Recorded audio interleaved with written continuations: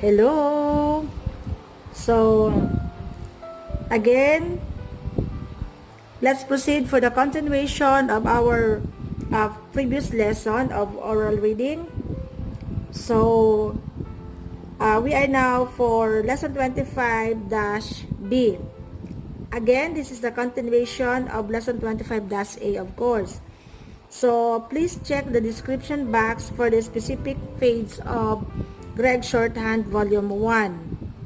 Okay, so let's start from Dear Madam. On June 30, I bought a model 16 easy chair at your Cherry Lane store. Period. The chair arrived at my home on Park Drive on July 3, but I cannot accept it as it is. Period.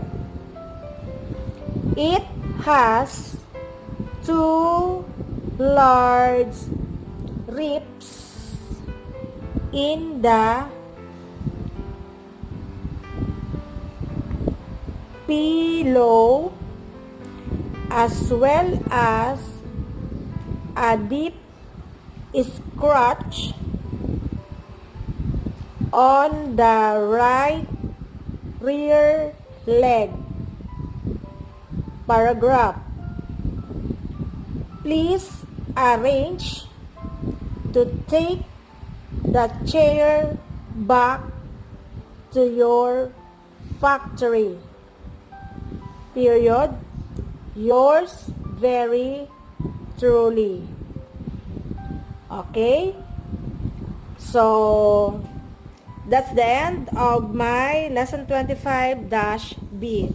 So, please try to practice in oral reading.